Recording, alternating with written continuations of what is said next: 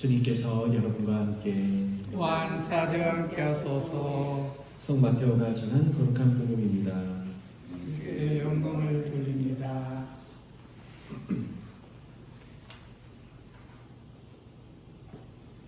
또 다른 비유를 들겠다. 어떤 지주가 포도원을 하나 만들고 울타리를 둘러치고는 그 안에 포도즙을 짜는 큰 확을 파고 망대를 세웠다. 그러고는 그것을 소작인들에게 도지로 주고 멀리 떠나갔다. 포도철이 되자 그는 그 도조를 받아오라고 종들을 보냈다. 그런데 소작인들은 그 종들을 붙잡아 하나는 때려주고 하나는 죽이고 하나는 돌로 쳐 죽였다. 지주는 더 많은 종들을 다시 보냈다. 소작인들은 이번에도 그들에게 똑같은 짓을 했다. 주인은 마지막으로 내 아들이야 라고 했지 하며 자기 아들을 보냈다. 그러나 소작인들은 그 아들을 보자 저자는 상속자다. 자, 저자를 죽이고 그가 차지할 이 포도원을 우리가 가로채자 하면서 서로 짜고는 그를 잡아 포도원 밖으로 끌어내어 죽였다. 그렇게 했으니 포도원 주인이 돌아오면 그 소작인들을 어떻게 하겠느냐? 사람들은 이렇게 대답하였다. 그 악한 자들을 모조리 죽여버리고 제때 도주를 바칠 다른 소작인들에게 포도원을 맡길 것입니다. 그래서 예수께서는 그들에게 이렇게 말씀하셨다. 너희는 성서에서 집 짓는 사람들이 버린 돌이 모퉁이의 머릿돌이 되었다.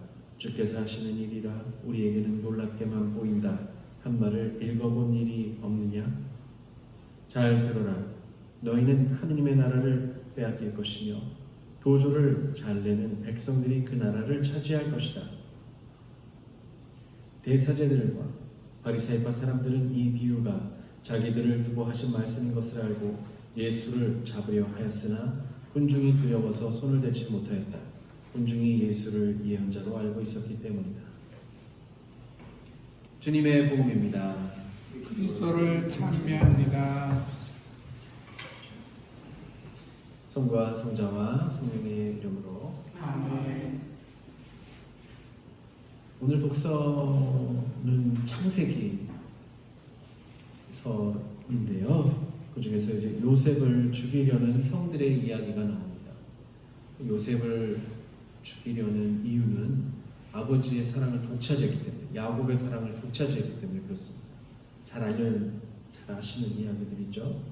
그래서 형이 10명이나 되는데 그 막내 동생을 이제 죽이려다가 결국은 죽이지는 말자. 르우벤이 이제 큰아들이었는데 죽이지는 말자. 그래도 우리 동기 아니냐? 그러면서 죽이지 말고 차라리 그래서 어떻게 했냐면 은 20냥을 주고서 이집트로 가는 상인에게 팔아버렸죠. 약간은 뭐라 그럴까요?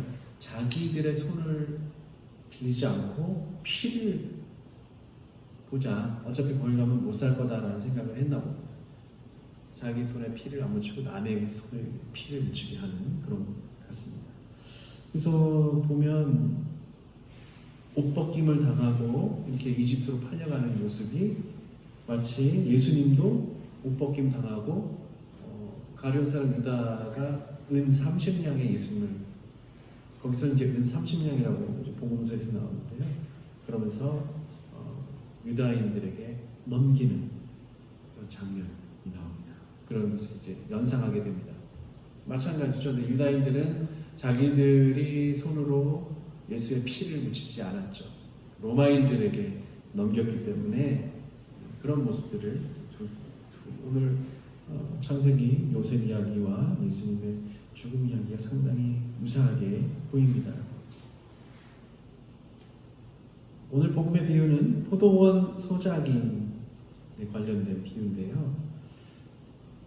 요셉을 팔아넘기는 형제들의 이야기처럼 약간 비극에 가깝습니다.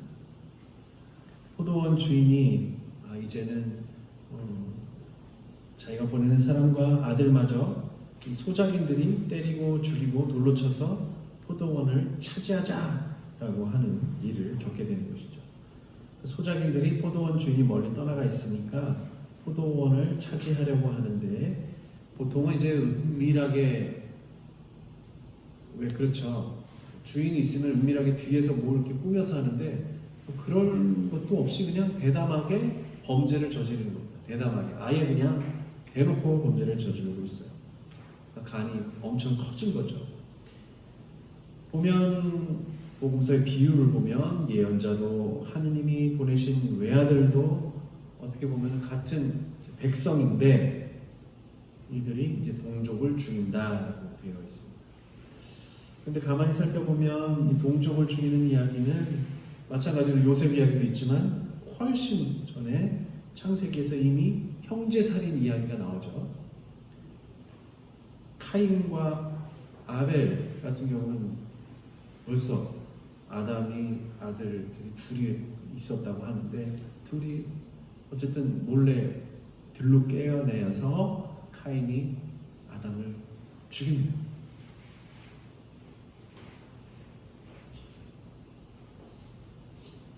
형제살인 이야기들은 사실은 꼭 카인과 아벨 말고도 동물 가운데서도 많이 나온다고 하네요.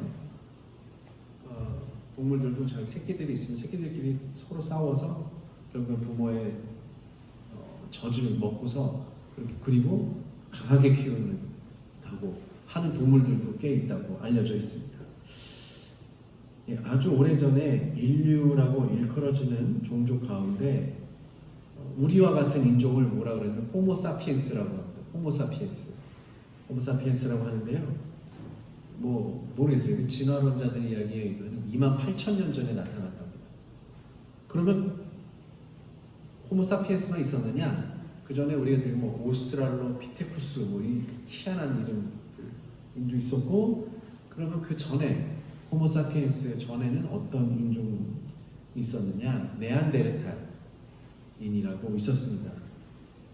이 사람들의 첫 번째 13만 년 전에 화석이 나왔다고 해요. 그러니까 꽤 오래 전에 엄청나게 10만 년 가량을 살았던 거예요.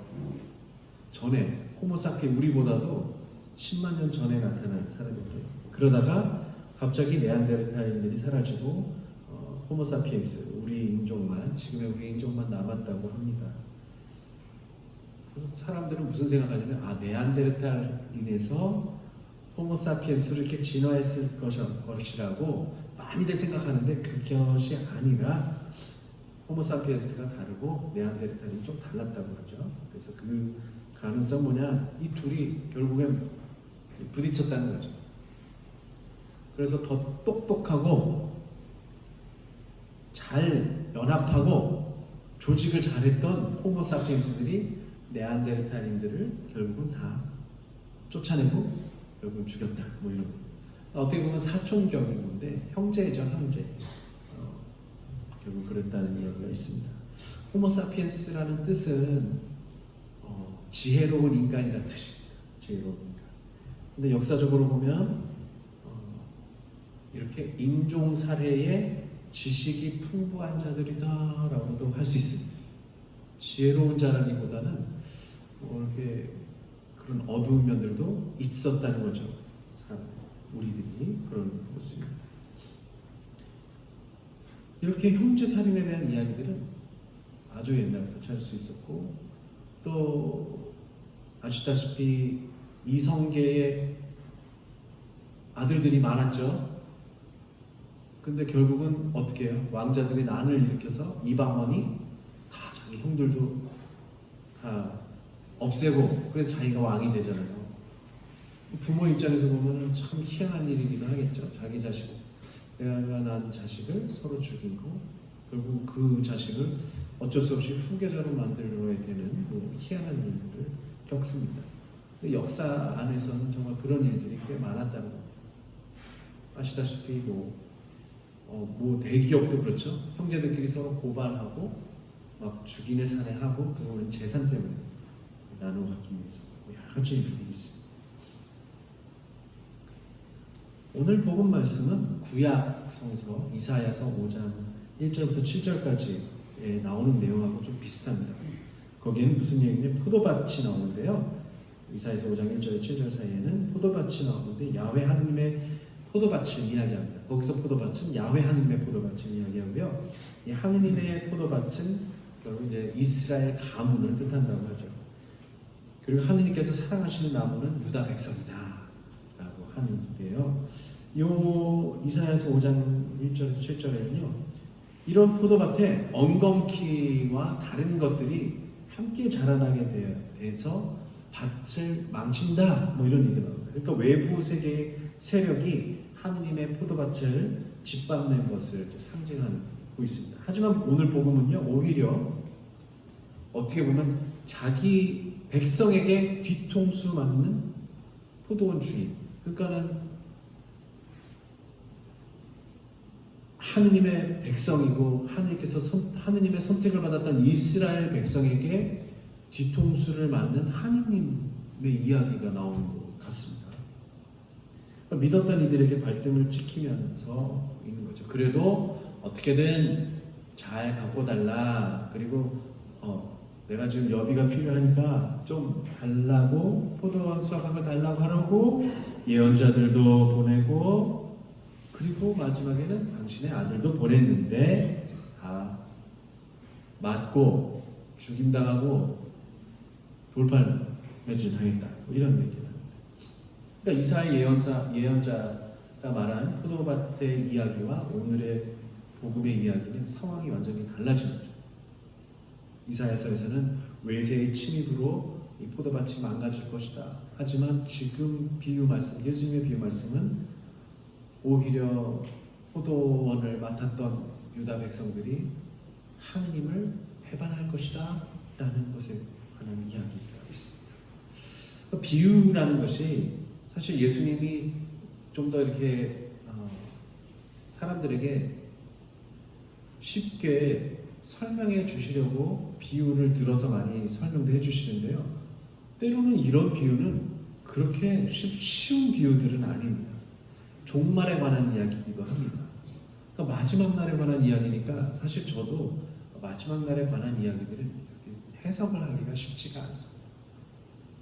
물론 이제 역사적으로 그럴 수는 있지만 제 자신이 죽음을 겪는 것도 아니었기 때문에 그렇게 볼 수 있죠. 이사야서에서 말하듯 포도원은 온전히 하느님의 포도밭이며 이스라엘 가문이었습니다. 그리고 그분이 사랑하시는 나무는 유다 백성이었습니다. 근데 하지만 이제 이스라엘 가문과 나무가 포도밭 주인인 하느님보다도 오히려 율법과 인습에 얽매여서 하느님의 뜻을 저버리고 있습니다. 그래서 그들이 하느님의 포도밭을 이제 자기 것이냐 강탈하고 있는 것입니다. 상속자만 없으면 이제 내 거야. 내 마음대로 할 수 있어. 그리고 우리가 세워놓은 율법, 인습 이런 걸로 이제 우리의 질서를 세울 수 있어. 이런 것이죠. 그래서 이 부분은 마태복음 11장 12절을 생각나게 합니다. 거기 뭐라고 나와 있냐면요, 세례자 요한 때부터 지금까지 하늘나라는 폭행을 당해왔다.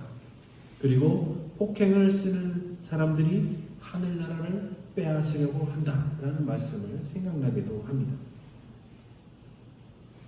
그래도 여전히 말씀은 쉽지가 않습니다.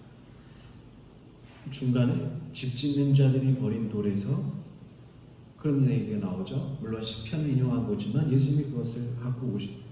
집 짓는 자들이 버린 돌에서,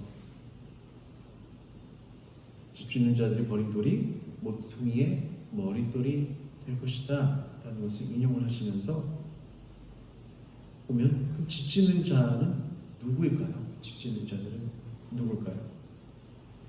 집 짓는 자들이 버린 돌은 예수님이라고 생각을 할 수는 있어요. 그럼 집 짓는 자들은 물론 유다인들이라고 생각할 수 있겠죠. 단순히 유다인일지는 모르겠습니다만 복음서에서는, 예수님의 비유에서는 이들이, 집 짓는 자들이 하느님의 포도원을 자기 것으로 강탈하여서 자기들 멋대로 집을 짓거나 또 이제 포도원 말고 다른 것으로 바꾸려고 무언가를 계속 짓는 사람들 같습니다. 원래 있어야 하는 자리에 있을 돌은 이제 하느님에 의해서 새로운 집의 모퉁이의 머릿돌이 될 것이라고 예수님께서 오늘 비유를 통해서 예언을 하고 계십니다. 그럼 그 집은 이제 인간들이 지은 것이 아니라 예수께서 친히 머릿돌이 되셔서 그분께서 굳건히 서실 것이니까 예수께서 어쨌든 그 집을 세우실 것이다. 아니 하느님께서 그 자리에다가 주추를 놓을 것이다. 라는 거죠. 그들이 아무런 쓸모가 없다는 것, 그 돌을 하느님께서 직접 주추를 놓으실 것이다. 기초를 놓으실 것이다. 라는 것을 알려주십니다. 그 머릿돌을 깨려고 없애려고 하는 모든 시도는 숲으로 돌아갈 것이다 라고 이야기하십니다. 아마도 바리사이와 율법학자, 대사제들 모두가 예수를 회유하려고 할 겁니다. 그리고 머릿돌을 어떻게든 흠집내고 부수려고 여러 가지로 시도할 것입니다. 그들은 한편으로 예수님이 메시아라는 사실을 부정하고 있지만 뒤로는 그분이 정말 메시아일 수도 있겠다라고 아주 뭐랄까요? 걱정하고 있어요. 그리고 약간 두려워하고 있어요. 그래서 메시아면 어떡하지? 메시아면 어떡하지? 이러고 있는 거예요. 아이 메시아일 수가 없어. 하지만 속으로는 메시아면 어떡하지? 메시아 같은데? 이러고 있다는 것입니다. 그러니까 이율배반입니다. 오늘 복음에서 나오는 이 사람들은, 바리사이, 율법학자, 대사제들은 예수님을 두고서 메시아가 아니라고 굳이 부정하지만 속으로는 메시아 같은데 이거 큰일 났다라고 하는 상황이죠. 그러니까 진실을 알면서도 숨기는 사람이 된 것입니다. 그 진실을 아는 사람들은 그럼 누구냐? 여기 모여 계시지 않습니까? 진실을 아는 사람은 여기 모여 계시다. 진실을 알기 때문에 우리는 주님처럼 머릿돌을 깨고 진실을 덮으려는 사람들의 압박과 회유를 받더라도 진실을 알기 때문에 벗어날 수 있어요. 그 회유를. 왜냐하면 진실과 정의는 결국 그 사람을 살리는 힘이 되는 것이기 때문에. 오늘 사실은 토마스 크랜머 축일인데요. 영국에서 헬리팔세 밑에서 이제 주교가 된 사람이죠. 그리고 헬리팔세가 죽고 나서 여왕 메리가 회유하라고 해서 이제 거기다 사인을 해요. 사인을 하는데 결국엔 한만 생각해도 이래서는 안 되겠다고 싶어서 결국에는 나 그거 안 하겠다 하면서 다시 하니까 너 사인했는데? 라고 하면 그렇지만 난 죽겠다. 그러면서 죽는데요. 화양에 처하는데 자기가 쓴 손을 불에다가 넣고 얼굴에 기도하다 자 내 손이 부정한 짓을 저질렀으니 이 불로 불이 싹 타면서도 그 고통을 참아내면서 이로써 나의 잘못을 내 죄를 인정하고 고백한다 라고 한 다음에 죽임을 당합니다.